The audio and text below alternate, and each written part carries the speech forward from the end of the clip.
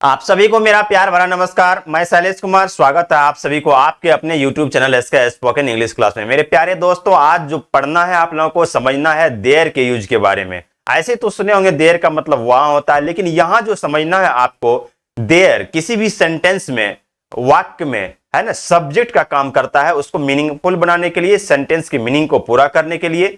अगर आप बोलते हैं एक राजा था, एक किंग वाज, सेंटेंस सही नहीं लग रहा है सुनने में, ठीक है, लेकिन अगर बोलते हैं देयर वाज ए किंग तो सही लगता है। तो इसी टाइप से आपको बहुत सारा सेंटेंस आज पढ़ना है, समझना है कि देयर का यूज क्या होता है। आइए देयर के यूज के बारे में समझिए, ठीक है। तो देयर का यूज कहां होता है, इस चीज को आपको समझना है। देयर का यूज कहां होता है, जहां हिंदी वाक्य कोई बोलते हैं आप, ठीक है, जब आप कोई वाक्य बोलते हैं तो अगर सब्जेक्ट या फिर ऑब्जेक्ट, और सब्जेक्ट का मतलब क्या होता है, कर्ता, ऑब्जेक्ट का मतलब क्या होता है, कर्म, छुपा हुआ होता है ना, डम्मी, है ना, छुपा हुआ रहता है, हिडन रहता है, पता नहीं चलता है, उस कंडीशन में देयर का यूज किया जाता है। अभी जब सेंटेंस देखिएगा तो जाके क्या होगा, कॉन्सेप्ट क्लियर होगा, ठीक है। वहां पे क्या होता है, देयर का यूज किया जाता है। अब जैसे एक सेंटेंस लिखा हुआ है, पहले हिंदी में इसे पढ़िए, उसके बाद देखिए इंग्लिश में, कि मेरे स्कूल में केवल एक शिक्षक है, ठीक है, मेरे स्कूल में केवल एक शिक्षक है। अगर आप बोलते हैं only one teacher in my school, ऐसे सेंटेंस को नहीं बोला जाएगा, क्या बोला जाएगा, देयर लगा करके बोला जाएगा, ताकि देयर का यूज किया जाएगा सेंटेंस में, ताकि सेंटेंस जो है सुनने में भी अच्छा लगे, मीनिंगफुल लगे, वाक्य के सुंदरता को बढ़ाने के लिए, वाक्य के जो मीनिंग जो आता है उसे सही सही बताने के लिए, क्लियर रूप से बताने के लिए वाक्य में देयर का यूज किया जाता है, ठीक है। There is only one teacher in my school, मेरे स्कूल में केवल एक शिक्षक है।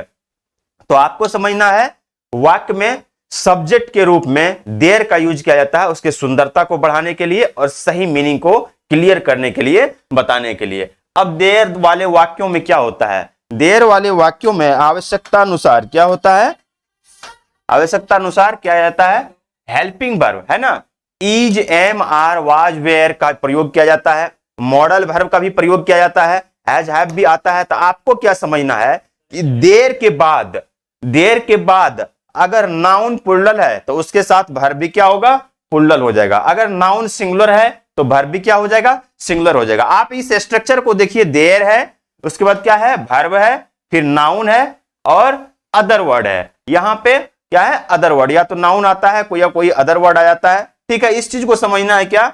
अब यहां पे देखिए सेंटेंस को देखिए कि there are 5 trees in my school, कि मेरे स्कूल में क्या है, 5 पेड़ है या 5 वृक्ष है। तो यहां पे ट्री क्या है, ट्रीज है, ठीक है, ट्रीज है, एक से ज्यादा ट्री के बारे में बताया गया है, तो यह प्लुरल फॉर्म में है, इसलिए क्या होगा, यह यहां पे वर्ब प्लुरल होगा, आर का यूज किया जाएगा, ठीक है, प्लुरल वर्ब आर का यूज किया जाएगा। PV equal to plural verb हुआ, यहां पे क्या है, प्लुरल नाउन है ना, PN, P for plural, N for noun, plural noun है। और ट्री में एस लगा करके क्या हुआ, प्लुरल बनाया गया है, क्योंकि यहां पे क्या है, अगर कोई नाउन डबल वॉवेल से अंत होता है तो उसे प्लुरल बनाने के लिए एस लगाया जाता है। जैसे ट्री है, ठीक है, तो एस लगा है, ट्रीज हो गया। तो आपको यह समझना है कि देयर के साथ सिंगुलर वर्ब भी आता है, देयर के साथ प्लुरल वर्ब भी आता है, लेकिन देयर के साथ सिंगुलर वर्ब कब आएगा और प्लुरल वर्ब कब आएगा, आपको इस चीज को समझना है कि अगर देयर के बाद आने वाला नाउन अगर प्लुरल है तो देयर के साथ वर्ब भी क्या हो जाएगा, प्लुरल हो जाएगा, और देयर के साथ आने वाला नाउन अगर सिंगुलर है तो क्या होता है, वर्ब भी सिंगुलर हो जाएगा। दूसरा सेंटेंस है, there is a close relationship between mind and body, है ना, माइंड और बॉडी में क्या है, बहुत ही घनिष्ठ संबंध होता है, ठीक है, बहुत घनिष्ठ ही संबंध होता है। तो आप देखिए यहां पे क्या लिखा हुआ है, there were 10 boys in the school, है ना, स्कूल में क्या है, 10 लड़का है, तो यहां पे क्या है, 10 बॉयज, जो 10 बॉयज है कौन सा नाउन है, प्लुरल नाउन है, एक से ज्यादा लड़के के बारे में बताया जा रहा है, एक से ज्यादा है, तो जब एक से ज्यादा है तो यहां पे वर्ब क्या हो जाएगा, प्लुरल हो जाएगा, वेर, प्लुरल वर्ब का यूज किया जाएगा, ठीक है, क्योंकि यहां पे नाउन क्या है, प्लुरल है, ठीक है, प्लुरल नाउन है तो वर्ब भी क्या हो जाएगा, प्लुरल हो जाएगा। कि स्कूल में 10 लड़के थे, ठीक है, स्कूल में 10 लड़के थे। अगर आप बोलते हैं 10 boys were in the school, ऐसे सेंटेंस को नहीं बोला जाएगा, है ना, वहां पे देयर के रूप में क्या हो जाएगा, सब्जेक्ट के रूप में देयर को यूज किया जाएगा, ठीक है। और सब्जेक्ट क्या होता है, अगर किसी चीज के बारे में कुछ कहा जाए, किसी चीज के बारे में कुछ बताया जाए, वही क्या होता है, सब्जेक्ट होता है, ठीक है। यहां पे किसके बारे में बताया जा रहा है, लड़के के बारे में बताया जा रहा है, ठीक है। There are 10 boys in the school, तो देयर जब आता है तो वाक्य को जो सेंटेंस जो है इसका जो मीनिंग जो निकलता है वो और ज्यादा सुंदर लगता है सुनने में।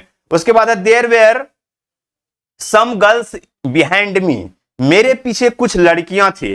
तो सम के बाद अगर नाउन काउंटेबल होता है तो वह क्या होता है, प्लूरल होता है, और अनकाउंटेबल होता है तो सिंगुलर होता है। अब ये काउंटेबल और अनकाउंटेबल क्या होता है, काउंट का मतलब हुआ गिनना, एबल का मतलब हुआ आसानी से। दुनिया का हर वो चीज जिसे आप आसानी से गिन सकते हैं वह काउंटेबल हुआ, जिसे नहीं गिन सकते हैं वह अनकाउंटेबल हुआ। जैसे बॉय है आप काउंट कर सकते हैं, गिन सकते हैं, गर्ल है काउंट कर सकते हैं, गिन सकते हैं, पेन है इसे काउंट कर सकते हैं, ठीक है।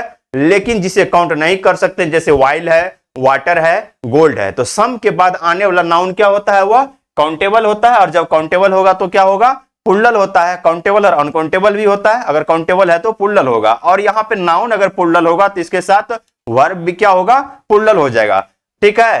तो आपको यह समझना है कि देयर के साथ सिंगुलर वर्ब भी यूज किया जाता है और देयर के साथ प्लूरल वर्ब भी यूज किया जाता है। डिपेंड करता है उसके साथ नाउन क्या है। नाउन प्लूरल है, वर्ब प्लूरल होगा। नाउन सिंगुलर है, वर्ब सिंगुलर होगा। और क्या है, देयर का यूज क्यों किया जाता है सब्जेक्ट के रूप में, वाक्य की सुंदरता को बढ़ाने के लिए, उसके मीनिंग को सही सही बताने के लिए, क्लियर करने के लिए। सॉरी, मेरे पीछे कुछ लड़कियां थी, there were some girls behind me, ठीक है। उसके बाद देखिए नीचे वाले सेंटेंस में कि मेरे गांव में एक मंदिर है। अब क्या है इंग्लिश में, अब देखिए कि there is a temple in my village. अब यहां पे टेम्पल जो है सिंगुलर नाउन है, ठीक है। जब नाउन सिंगुलर है तो इसके साथ वर्ब भी क्या हो जाएगा, सिंगुलर हो जाएगा, ठीक है। सिंगुलर वर्ब है ना, सिंगुलर वर्ब। यहां पे नाउन क्या है, सिंगुलर नाउन है, SN यानी सिंगुलर नाउन है, ठीक है जी। सिंगुलर नाउन है, इसको ऐसे समझिए, सिंगुलर है ना, सिंगुलर नाउन। जब नाउन सिंगुलर है तो वर्ब भी क्या हो जाएगा, सिंगुलर हो जाएगा। There is a temple in my village, मेरे गांव में एक मंदिर है, ठीक है। तो अगर कभी भी आप बोलते हैं इस टाइप का सेंटेंस कि जंगल में एक राजा था, है ना, मेरे स्कूल में 5 शिक्षक थे, ठीक है। अगर इस सब टाइप का सेंटेंस बोलते हैं तो वहां पे देयर लगा करके सेंटेंस में यूज किया जाता है, ठीक है।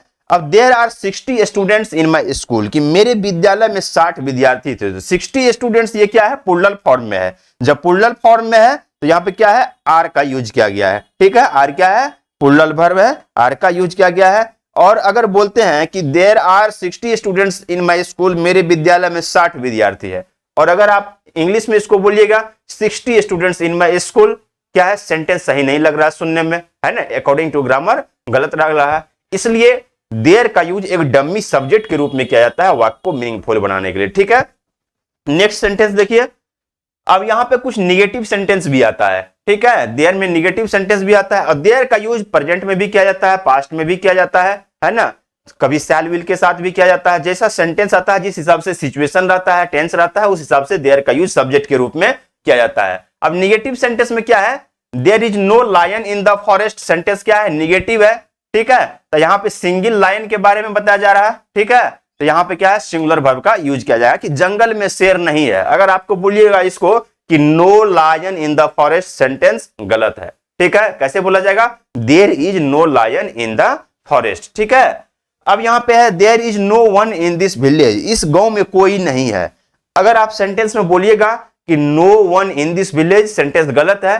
इसको कैसे बोला जाएगा, there is no one in this village, है ना। वाक्य की सुंदरता को बढ़ाने के लिए, उसके मीनिंग को क्लियर करने के लिए देयर का यूज सब्जेक्ट के रूप में किया जाता है, ठीक है। अब यहां पे देखिए, there is not a fan in the room, है ना। यहां पे टी को थोड़ा डिस्टेंस कर दिया, यहां पे होना चाहिए, ठीक है। ये टी थोड़ा डिस्टेंस पे, ठीक है, ऐसी टी एक जगह होना चाहिए। There is not a fan in the room, कमरे में पंखा नहीं है, ठीक है, कमरे में पंखा नहीं है। अब आप अगर बोलिएगा not a fan in the room, sentence सही नहीं है, सेंटेंस गलत है। क्या होगा, there is not a fan in the room. वाक्य को मीनिंगफुल बनाने के लिए वहां पे क्या करेगा, देयर का यूज करना पड़ेगा, ठीक है। उसके बाद देखिए, अगर यहां पे फैन है तो फैन भी क्या है, सिंगुलर फॉर्म में है। सिंगुलर फॉर्म में है तो वर्ब क्या आएगा, सिंगुलर आएगा। आपको ध्यान ये रखना है कि देयर के बाद आने वाला नाउन सिंगुलर है तो वर्ब सिंगुलर होगा, और इसके बाद आने वाला नाउन प्लूरल है तो वर्ब प्लूरल होगा। ठीक है, there is no need to play, है ना, खेलने की कोई जरूरत नहीं है। इस सब टाइप का सेंटेंस, जो भी अभी सेंटेंस बताया जा रहा है, हमेशा आप सुबह से लेकर शाम तक कभी न कभी कुछ ना कुछ जरूर बोलते होंगे।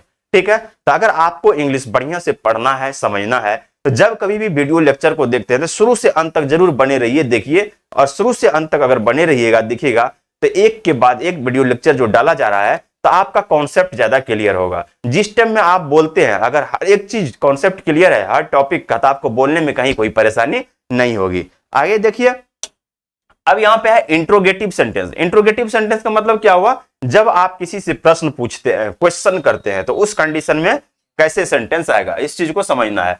अब यहां पे जब प्रश्न पूछिएगा, क्वेश्चन पूछेगा, तो उस कंडीशन में क्या होगा, जो वर्ब है उसका यूज पहले किया जाएगा। ठीक है, उसके बाद देयर का यूज होगा, उसके बाद फिर नाउन आएगा। लिखा हुआ है इज देयर अ कैट, है ना, इन द रूम, तो एक कैट, अ कैट, एक कैट के बारे में बताया गया है, तो वर्ब क्या हो जाएगा, पहले सिंगुलर फॉर्म में आ जाएगा। क्या कमरे में बिल्ली है ना, क्या कमरे में बिल्ली है। अगर सेंटेंस को आप बोलते हैं is a cat in the room, ऐसे सेंटेंस को नहीं बोला जाएगा। Is there a cat in the room, क्या कमरे में बिल्ली है। ठीक है,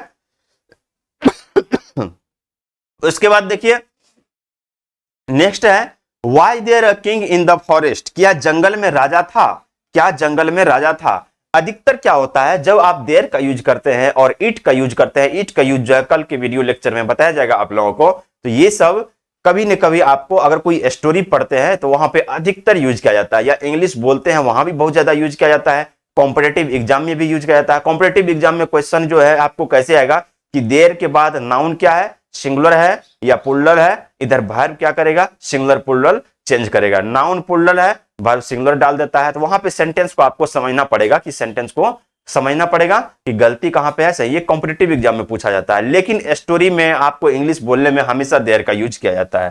ठीक है, अब is there a temple in your village, क्या आपके गांव में एक मंदिर है। तब यहाँ पे टेंपल क्या है, सिंगुलर फॉर्म में है, तो यहाँ पे वर्ब सिंगुलर यूज किया गया है, उसके बाद देयर का यूज किया गया है। तो आपको हमेशा समझना है देयर का यूज सब्जेक्ट के रूप में किया जाता है, वाक्य की सुंदरता को बढ़ाने के लिए, उसके मीनिंग को स्पष्ट करने के लिए, ताकि सेंटेंस सही सुनने में सही लगे। क्वेश्चन बिगिनिंग विथ क्या है, हाउ मेनी और हाउ मच। जब देयर के साथ हाउ मेनी और हाउ मच आता है तो क्या होता है, इस चीज को समझना है। देखिए हाउ मेनी और क्या है, हाउ मच, उसके बाद नाउन आएगा, be form of verb, is am are was were, फिर देयर, और उसके बाद क्या है, क्वेश्चन मार्क है। अब आपको क्या समझना है, मेनी का यूज कहां पे होगा, मच का यूज कहां पे होगा। मेनी का यूज वहां पे होगा जब मेनी के बाद आने वाला नाउन है ना काउंटेबल हो, जिसे आप गिन सकते हैं, जो संख्या को दर्शाएगा, नंबर को दर्शाएगा, तो क्या है, मेनी का यूज हो जाएगा। ठीक है, लेकिन जो क्वांटिटी को दर्शाएगा, मात्रा को दर्शाएगा, तो वहां पे क्या है, मच का यूज होगा। आइए सेंटेंस को देखिए, आपका कॉन्सेप्ट जरूर क्लियर होगा। How many students are there in the room, कि कमरे में कितने छात्र थे। तो स्टूडेंट्स है, तो स्टूडेंट्स क्या है, प्लूरल फॉर्म में, वर्ब भी प्लूरल हुआ है। और बात क्या है, यहाँ पे स्टूडेंट्स को आप काउंट कर सकते हैं, गिन सकते हैं। जब गिन सकते हैं तो एक से ज्यादा हो सकता है, एक से ज्यादा हो सकता है तो प्लूरल होगा, प्लूरल होगा तो वर्ब भी क्या है, प्लूरल लिया है। जब भी काउंटेबल होगा, प्लूरल होगा, तो उसके साथ मेनी का यूज किया जाएगा। उसके बाद देखिए how much milk is there in the jug, कि जग में कितना दूध है। तो मिल्क को आप गिन नहीं सकते हैं, एक मिल्क, दो मिल्क, ऐसा नहीं हो सकता है। मिल्क क्या है, अनकाउंटेबल नाउन है, ठीक है, मटेरियल नाउन है, तो इसे काउंट नहीं कर सकते हैं, काउंट नहीं कर सकते हैं। यह क्वांटिटी को दर्शाता है, जब क्वांटिटी को दर्शाता है तो यहाँ पे क्या है, हाउ मच का यूज किया जाएगा, यानी मच का यूज किया जाएगा। ठीक है, तब यहाँ पे देखिए आप कि how much milk is there in the jug. जब अनकाउंटेबल नाउन है तो इसके साथ क्या है, इज का यूज किया जाएगा, क्योंकि नाउन अगर अनकाउंटेबल है तो वर्ब क्या होता है, सिंगुलर हो जाता है। ठीक है, जग में कितना दूध है। अब है कि how many girls are there in your school, कि तुम्हारे स्कूल में कितनी लड़कियां हैं, तुम्हारे स्कूल में कितनी लड़कियां हैं। तब अब यहां पे क्या है कि how many girls, noun plural है, एक से ज्यादा लड़की के बारे में बताया जा रहा है। ठीक है, अब तो क्या होगा, वर्ब भी प्लूरल हो जाएगा। ठीक है, और उसके बाद यहां पे देयर का यूज किया जाएगा। अगर सेंटेंस को आप बोलिएगा कि जैसे लिखा हुआ है how many girls are there in your school, कि तुम्हारे स्कूल में कितनी लड़कियां हैं, तो how many girls are there in your school, ये सेंटेंस सही है। लेकिन सिर्फ अगर ऐसे बोलते हैं कि how many girls in your school, बोलने के लिए आप बोल देते हैं, लेकिन सेंटेंस सही नहीं माना जाता है। देयर लगा के अगर बोलते हैं, उसमें देयर का यूज करते हैं, तो सेंटेंस सही लगता है। ठीक है। जो भी वीडियो लेक्चर आप लोगों को बताया जा रहा है क्लास नंबर 21 आज बताया गया है, इससे पहले भी बताया गया था। प्रत्येक वीडियो लेक्चर को आप शुरू से अंत तक देखिए, ठीक है। नोट्स बनाइए, खुद भी देखिए, दूसरे को भी शेयर कीजिए, लाइक कीजिए, शेयर कीजिए। अगर आप लाइक कीजिएगा, शेयर कीजिएगा, थोड़ा मुझे भी खुशी मिलेगी। हम आपके लिए अच्छा अच्छा कंटेंट लाते रहेंगे। कल बताएंगे आप लोगों को इट के यूज के बारे में, ठीक है। जब कभी आप बोलते हैं कि बारिश हो रही है तो वहां पे कैसे आपको बोलना है, तो इट का यूज इतना अच्छा है कि बहुत सारे सेंटेंस आपको बोलने में हेल्प मिलेगा। इस वीडियो लेक्चर को बढ़िया से देखिए, लाइक कीजिए, शेयर कीजिए। Thank you for watching this video lecture.